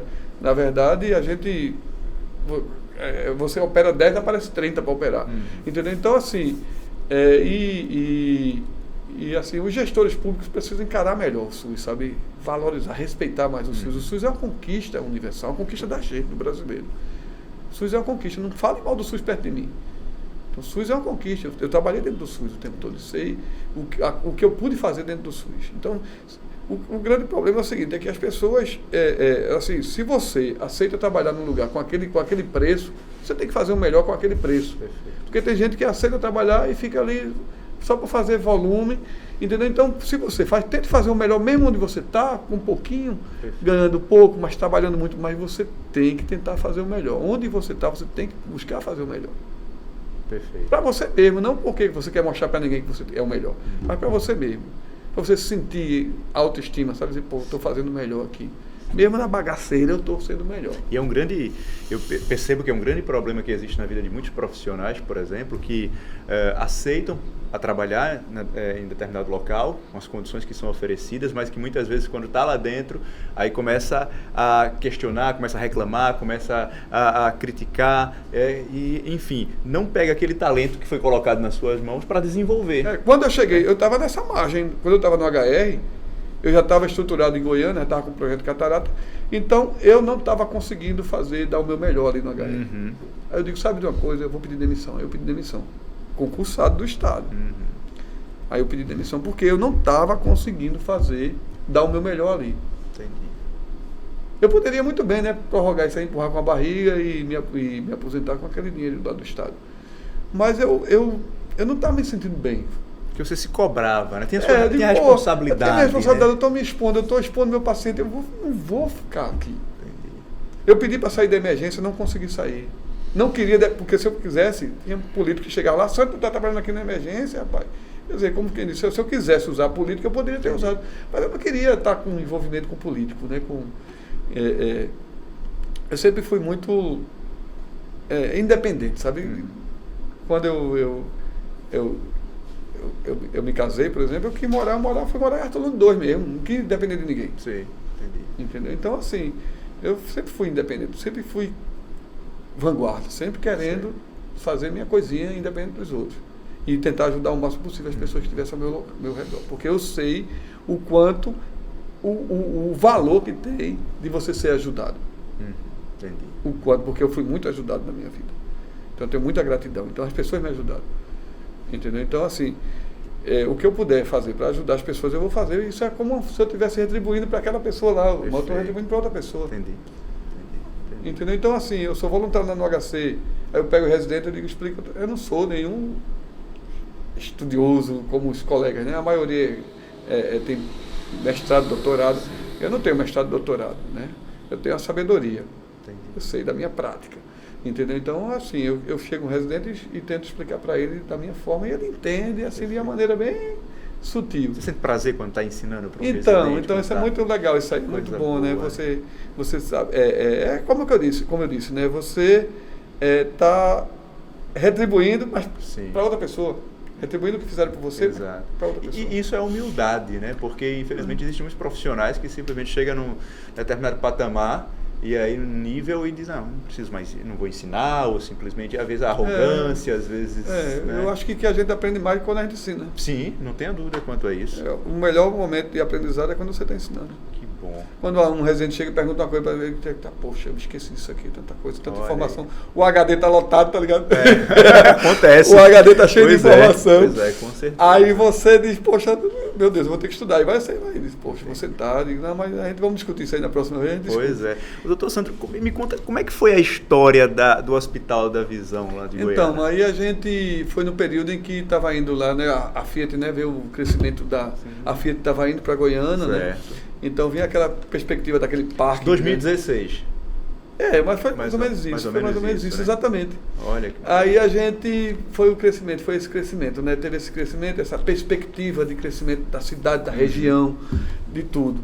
Mas assim, aí a gente disse, não, agora é a hora da gente investir. Aí a gente começou a comprar um terreno e começou a construir o hospital. Olha só, e foi lá, determinou que ia construir o hospital, né, desbravou. Então você é um desbravador nessa cidade. A gente foi pioneiro, né? A gente foi pioneiro porque eu sempre busquei o melhor, né? No hospital a gente faz cirurgia com laser, entendeu? Tem muita coisa interessante, tem muita coisa que, assim, as pessoas não precisam sair de Goiânia para poder ir para Recife. Só se quiserem. E assim, a gente era a proposta também trabalhar na região da Mata Norte. Né? Então, por isso que agora, né, a gente, depois do hospital, a gente abriu um consultório em Igaraçu. Aí volta, né, para Igaraçu. Aí volta com outra, né, com expertise, com mais conhecimento, mais sabedoria. Entendi. Mais assim, e também buscando sempre qualidade. Né? Qualidade, perfeito. Porque assim, a gente sabe que essa região da Mata Norte aqui, da Mata Norte, era um pouco, né, do ponto de vista de oftalmologia, não sei com relação às outras especialidades, mas com relação à oftalmologia, está muito à mercê, muito entregue a gente que vem só buscar dinheiro, só sem carinho, né? Um carinho pela cidade, pelos pacientes. A gente vê muito isso no olhar do paciente. Entendi. Então, cada paciente que entra no meu consultório em Igaraçu hoje, ele traz 10, 15, traz a família toda, faz questão de dizer, doutor, estou trazendo. Aí vira tipo seguidor, né? O seguidor. Exatamente. O boca a boca, tá ligado? Que assim, você consegue motivar, porque a pessoa sente a diferença, sente o carinho que você está colocando ali naquele negócio. Perfeito. Entendeu? Então, isso é uma coisa muito... Quem visita fica feliz. Onde é que é hoje ali onde é o consultório de Amário Rosendo, né? Amário sempre foi meu parceiro. Amário foi quem me levou para Goiânia para fazer o projeto de catarata, que ele era secretário de saúde de Goiânia. Okay. Entendeu? Então era um cara também que a gente sempre teve muita afinidade. E hoje a gente está lá na região, ali na Praça das Comas, que o pessoal chama, né? Próximo da Pan-Igaraçu. Da Pan-Igaraçu, ali entre Pan-Igaraçu e Shopping, naquela mediação. Exatamente, lá direito um pouquinho. Ali. Exatamente ali naquela praça. Entendi. E ali, assim, é bom porque é bem localizado, né? Atende Itapissuma, atende Itamaracá, próximo do comércio, próximo do shopping, próximo de tudo, né? A localização é muito boa. E, assim, aí eu peguei a casa e reformei toda, né? Eu sou doido, eu fui lá, desmontei tudo, quebrei tudo, eu digo, tem que ser, eu não posso estar atendendo, eu tenho que dar a minha qualidade para aquele. Perfeito. Sabe o que é interessante que eu percebo durante toda a nossa conversa, em vários momentos aqui, você falou propósito, e hoje tem se falado muito sobre isso, as pessoas estão falando muito, tem que ter um propósito de vida. Qual é hoje, é claro que durante toda essa sua jornada, essa sua caminhada, né, muitas coisas mudaram. Né? Mas hoje, com a experiência, com a maturidade, com o know-how, com a expertise que você tem, né? e com tudo que te aconteceu, existe um propósito daqui para frente, que daqui aos teus próximos 5 anos, qual você tem né, Então, é traçado isso aí? A busca, né, na verdade, é tentar ter um serviço, fazer com que o serviço vire a chave mesmo. Uhum. O serviço tenha consistência e a gente consiga atender a população também mais pobre. Entendeu? Tem É porque o SUS hoje em dia, né, o SUS, a tabela de procedimentos do SUS hoje é muito baixa. Entendeu? Então, assim, tem procedimento de R$2. Entendeu? Então, a tabela dos anos 80. Então, não teve a reajuste só de consulta. Então é muito difícil aí você teria que ter uma instituição voltada para isso. Então, o nosso objetivo a longo prazo é justamente tentar dar assistência à população mais carente. Mas é muito complexo isso, é muito difícil. A gente precisa, porque depende muito da política na gestão, de quem está na gestão. Sim. Isso é em Goiânia, em Igaraçu, em qualquer lugar. Eu já tive SUS no Cabo. Eu fui sócio, eu também tinha uma sociedade no Cabo Santo Agostinho. Entendeu? Então a gente também foi desbravador lá no Cabo Santo Agostinho. Então o serviço hoje, a gente foi pioneiro no Cabo Santo Agostinho, o grupo de oftalmologia de Pernambuco. Entendeu? Então hoje a gente é pioneiro, a gente na época da crise que teve lá né? Foi todo mundo preso, aquela confusão toda. Entendeu? Então, assim, o município entrou em crise, tudo, né? Então o que acontece? A gente foi o único serviço que conseguiu sobreviver lá. E hoje a gente tem consistência lá. Meus ex-sócios estão lá tocando o serviço. Sim. E assim, eu fico muito feliz de saber que eles estão construindo uma estrutura nova, estão crescendo. Eu fico feliz porque eu ajudei Porque às vezes você sai de uma sociedade, não quer que se lasque todo mundo para lá, né? É assim, mas eu não, eu fico feliz em ver que o pessoal está dando continuidade e a coisa está crescendo, está pegando corpo o serviço lá. Entendi. Perfeito. Então é engraçado, o Hospital da Visão veio primeiro que o Hospital do Cabo. Uhum, sim. Porque a gente tinha uma clínica lá funcionando, mas não tinha estrutura como a gente tem em Goiânia. Entendi. Entendeu? Então Goiânia chegou primeiro. Olha aí. Entendeu? Então, aí eu disse, não, vou sair do Cabo Santo Agostinho, da sociedade, e eu digo, vou montar com o meu filho. Aí eu juntei a sociedade com o meu filho para montar aqui em Igaraçu. Ele estava terminando a residência, inclusive eu fui um dos professores homenageados da turma dele. Então foi legal, porque foi no ano que ele estava terminando a residência, eu estava lá. Mas assim, o menino da turma dele me adora, né? Chama de tio Sandro. Eu digo, tio não, viu? Vamos pra lá com essa história de tio. Conversa, viu? Entendeu? Então é tio Sandro. Então assim, a turma dele é considerada uma das melhores turmas do HC. Que coisa maravilhosa. E assim, eu estava lá, vivenciei isso. Estava lá na formatura da galera. Entendi. Então acompanhei tudo. E acompanhei o crescimento. Ele viu a qualidade, a humanização que eles têm. Entendi. Então o que fez o diferencial da turma dele foi a humanização. Porque a gente passa isso, tenta mostrar isso porque a oftalmologia é uma especialidade muito técnica, muito armada. Tem muito equipamento, né? Lâmpada de fenda, microscópio. Então tem muito equipamento, é muito armado. Então você se afasta um pouco do paciente. Ela é muito técnica, né? Entendeu? Então assim a gente busca o outro lado, o lado da questão da humanizar. Quando o paciente chega para mim, eu vejo ele como um todo. Eu não vejo como um paciente que eu vou passar o óculos para ele. Perfeito. Eu vejo que ele é um diabético, ele está descompensado. Então eu brigo, o paciente chora na minha cadeira, que eu digo... Procura outro médico porque você não quer fazer a sua parte, eu quero lhe ajudar e você não quer ser ajudado. Entendeu? Então eu me envolvo do ponto de vista com o lado sistêmico do paciente, se ele é diabético, hipertenso, se ele tem alguma inflamação no olho, vamos investigar a doença que está causando a inflamação no olho. Entendeu? Então tem artrite, reumatoide, não tem. Então eu vejo o paciente como um todo. E em oftalmologia são duas bolinhas, né? Eu quero dizer, são dois olhos, um é igual ao outro, né? Aquela coisa, né? Mas assim, o lado que me empolga muito é o lado da relação da oftalmologia com o resto do corpo. Então, às vezes, você pode dar diagnóstico de doença olhando o olho do paciente. Sim, entendi. É tão interessante essa história, porque essa relação, né, que o Dr. Sandro está falando aqui, ela é um diferencial para qualquer profissional. Você não olhar o paciente, né, apenas como alguém que vai trazer vai pagar por uma consulta, vai pagar por uma cirurgia, apenas como um número, mas você olhar para o paciente, para o teu cliente. Né, para o teu cliente, que é a relação de consumo. Uma relação de que você olha para ele como um todo. Como ele disse aqui, não é só olhar para os olhos, né, para as duas bolinhas ali, mas olhar para ele como de uma forma geral, entendeu? Uma escuta humanizada. Isso, às vezes o paciente, humanizada. Você só ao fato de você colocar a mão no ombro do paciente, você já deixa o paciente à vontade. Já deixa ele à vontade. Olhar no olho do paciente. Isso é um diferencial para qualquer empreendedor, empresário, profissional, humanizado que quer ter sucesso na vida. Isso, aí assim o sucesso, porque às vezes a gente né, se confunde muito atualmente com o que é sucesso. Né? O que é sucesso é você ficar milionário, ficar rico, andar de iate e fazer festa trazendo cantor famoso para fazer seu aniversário. Sucesso não é isso, menino. Sucesso é você sentir felicidade no que você está fazendo. Perfeito. Por favor, olhe para aquela câmera ali e diga para todo esse nosso público que está nos assistindo o que é sucesso. Sucesso é você ser feliz no que você está fazendo. Você buscar sempre a felicidade. Você está sempre olhando o outro também, sabe? A visão do outro, vendo o seu cliente como amigo, como pessoa, como parceiro. Entendeu? Então, seu seguidor, entendeu? Então, isso é sucesso. Sucesso, assim, lógico que o financeiro é importante, pô. Senão você não vai para canto nenhum. Sim. Uma empresa não se mantém sem dinheiro. Perfeito. Então, tudo é caro. Em oftalmologia, tudo é em dólar, tudo é caríssimo. Entendeu? Equipamento caro, a manutenção é cara. Entendeu? Então, você precisa ganhar dinheiro, você precisa ser remunerado. A melhor forma de você reconhecer o trabalho de um profissional é remunerando ele.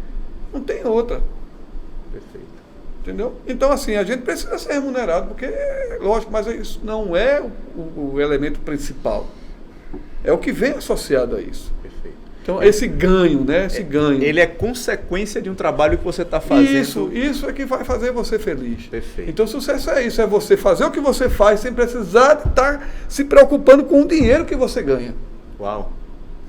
Isso nosso público precisa escutar. Repete pra gente isso aí, porque a gente vai fechando aqui nosso primeiro episódio de porque a gente vive num mundo capitalista, né? Exato. É como todo mundo diz, follow the money. É. Siga o dinheiro, onde o dinheiro tá, todo mundo tá. Então, vá para onde tem o dinheiro. Então, o dinheiro, na verdade, às vezes escraviza a gente. Uhum. Então, é você ficar livre do dinheiro. Sucesso é isso, é você dizer, não, eu não quero trabalhar hoje, eu vou viajar. Eu vou viajar e vou esquecer que o mundo existe. Isso é liberdade. Liberdade. Financeira. Então não precisa, e não precisa assim, eu quero dizer, Sandro, quantos milhões de reais você precisa ser para ter independência financeira? Eu digo, nenhum. Você precisa ter dinheiro suficiente para você chegar e pagar suas contas e viajar quando você puder. Eu quero ir para...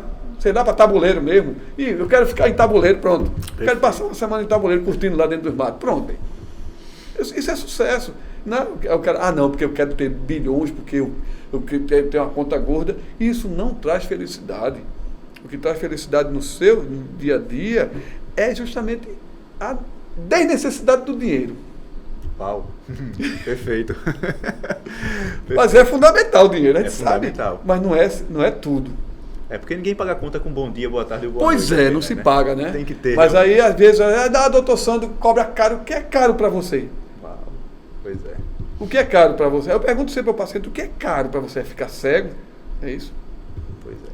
Então tem preço? A sua visão tem preço? Perfeito. Então eu não estou aqui para precificar. Eu estou aqui para fazer o melhor. Então quando eu faço minha cirurgia de catarata, eu coloco a melhor lente do mundo.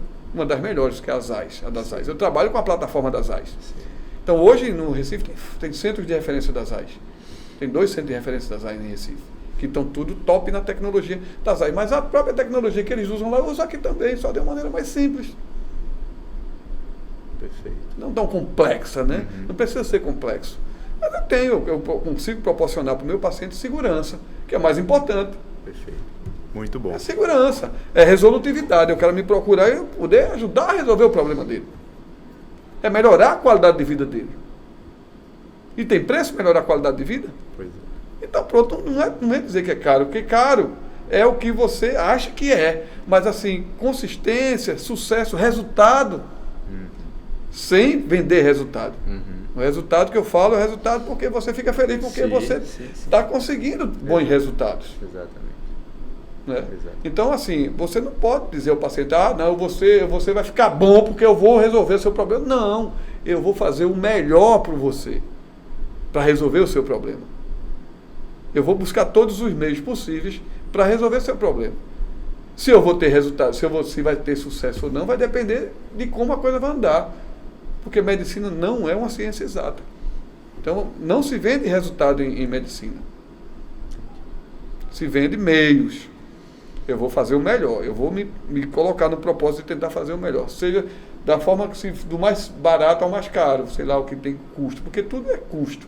As lentes intraoculares que a gente bota são todas em dólar. Sim. Entendeu? Então, não adianta, eu boto lente internacional, lente importada. Então, isso tem preço, minha gente. Isso tem preço. Perfeito. Doutor Sandro, hoje você se sente um homem realizado. O que ainda você não fez que você gostaria de fazer? Rapaz, eu tenho, assim... Eu quero correr as 6 Majors, né? As maiores maratonas do mundo. Você está me motivando também para começar a correr. Na verdade, existem as maiores maratonas do mundo, são as 6 Majors. Certo. Né? Das 6 Majors eu já corri 4. Uau. Só faltam 2, que é Londres e Tóquio. Então, Londres a gente ia fazer no começo da pandemia. A pandemia empurrou para outubro, de outubro passou Londres. Então, aí, Londres e Tóquio. Tóquio vai ser onde eu vou receber minha mandala, né? Que são justamente um evento que o pessoal faz para os maratonistas do mundo todo, e no qual ele recebe toda a mandala. Ele tem uma mandala com todas as maratoninhas pequenininhas. Assim. Certo. Então, meu sonho é isso, né? Ok. Do ponto de vista como atleta, né? Como corredor, como maratonista, né? Mas do ponto de vista técnico profissional, eu estou muito realizado, porque hoje eu tenho um filho que é fantástico, que é uma pessoa humana, que é um menino doce, é uma pessoa doce, é um cara dedicado. Eu tenho outro filho também, que tem o Matheus também, tem outro filho que é biólogo, que está fazendo doutorado, está fazendo mestrado na USP. E está fazendo saúde pública, ele já é especialista em saúde pública e está estudando, está se preparando para... Ele, na verdade, ele já é, né? Eu estou realizado com meus filhos, que ele já é especialista em saúde pública em Limerick, na Irlanda, na Inglaterra. Sim. Então ele já é especialista e teve nota A, menção A. Então ele apresentou toda a tese dele, do mestrado dele, em inglês, ele revisa tudo que é pesquisa científica, é trabalho científico. Então ele está na USP, está fazendo mestrado na USP, então faz revisão de trabalho, faz tradução de trabalho, corrige todos os defeitos, as falhas estatísticas, né, resultados de bioestatística, então revisa toda a pesquisa científica. Entendi.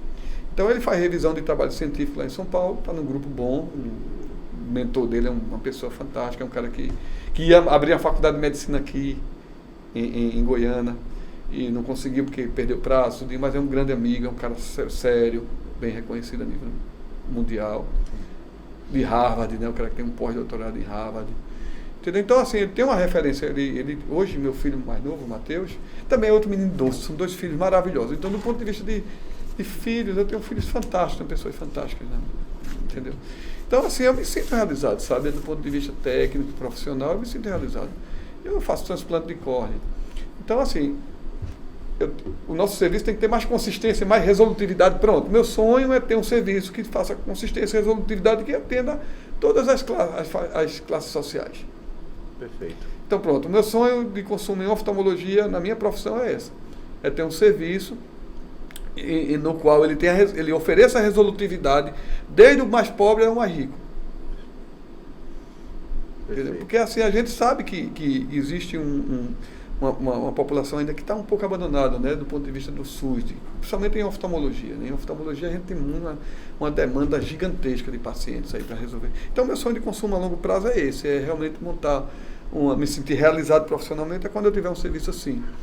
Maravilha. E eu faço votos que você consiga e chegue lá, com certeza, com essa história brilhante, com essa história inspiradora, com essa história que com certeza nos enche de orgulho, nos enche de realmente muita satisfação, né, doutor Sandro, que trouxe aqui, né, um pouco da sua história, né, para que a gente pudesse se inspirar, se alegrar e saber que sim, eu posso também. A gente tem companheiros também, né? A gente não pode negar. Hoje eu tive uma pessoa que trabalhou comigo a vida toda, que foi minha parceira, tudo. Hoje a gente tem o meu caminho, né? Cada um buscou seu caminho, mas assim, foi uma pessoa também que me ajudou bastante, sabe? Assim, me ajudou também a dar consistência. E também a gente todo mundo se ajuda, né? Todo mundo se ajuda. Então tem pessoas que são importantes na educação dos filhos, na formação dos filhos. Então a gente nunca está sozinho, né? Que bom. Perfeito. Então, assim, eu tive uma pessoa que foi minha parceira durante anos e uma pessoa que eu admiro muito, hoje eu considero como minha amiga, entendeu? E que ajudou a fazer com que meus filhos tivessem, serem o que eles são hoje. Entendeu? Assim, não foi Sandro Cavalcante só, né? A gente tem pessoas que são importantes, foram importantes na nossa vida. Perfeito. Entendeu? Então a gente não pode negar isso de forma alguma. Sabe que nossos filhos não foram exclusivamente Sandro Cavalcante, né? Meu filho foi. Então ele tem um pouco da mãe deles. Eles dois têm um pouco da mãe deles. Eu acho que eu sou grato a ela por isso. Pela educação que ela deu também, me ajudou a dar para meus filhos. Eles hoje são o que são porque também tem um pouco dela junto deles. Maravilha, que bom, feliz por isso. Eu quero te pedir que você faça, assim, dê uma mensagem final para o nosso público aí, uma mensagem de força, de ânimo, uma mensagem de foco, enfim, uma mensagem para pessoas que estão pensando em ser empreendedores, mas que de repente veem nas dificuldades da vida e acabam parando no tempo, acabam desistindo. Qual a mensagem final que você poderia deixar para essas pessoas? Desistir nunca é a opção. Uau. Nunca coloque isso na sua vida, na sua cabeça. Nunca desista dos seus sonhos. Então, não é opção. Desistir não é opção. Então, as pessoas, quando desistem, elas estão à beira de conquistar as coisas delas. É impressionante como isso acontece. As empresas, elas se desmontam hoje porque as pessoas desistem. E, às vezes, eles não sabiam que era o melhor momento da era. Uau, perfeito. Então, desistir nunca vai ser opção. Nunca. E tem um detalhe que tem muita gente que começa e para no meio do caminho. Então, quantas mas pessoas começam? Para, mas volta, mas continue depois. Considera aquilo ali um intervalo para respirar, né? Às vezes você está na maratona cansado, você não para e vai andar e caminha, está exausto, tá assim, se você não parar para caminhar, você cai no chão duro. Pronto, é isso. Então, é aquele momento que você está pensando em parar, respira, como eu digo, né? Cheira a flor e sopra a vela. Cheira a flor e sopra a vela, perfeito. Então, assim, às vezes você está angustiado, você está ansioso, tá? E aí você se concentra na sua respiração. Você cheira a flor por causa dos aromas, né, da natureza. Você cheira a natureza. Exato. E sopra a vela porque todo dia é um dia de você comemorar o seu aniversário. Você nasceu, você acordou, você está soprando a vela todo dia. Uau, perfeito, maravilha.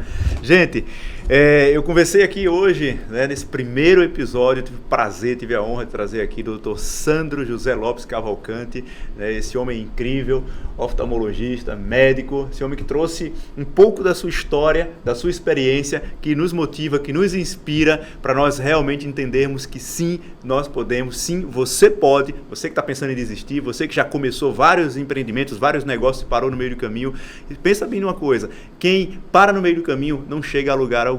Então, não desista, tome essa história, tome para você, se motive e vá em frente. Posso falar? Desculpa. Claro, com certeza. Tem aquela história de Alice, né? Sim, Alice no País das Maravilhas. Que você justamente, quem não sabe onde quer chegar, não chega em lugar nenhum. Uau, exatamente. Então, procure saber aonde você quer chegar, né? Aonde, né? Porque indica movimento. Perfeito. Né? Movimento o tempo todo, se mexa, se bula, como diz o Matuto. Se né? bula. Se bula. Perfeito, maravilha.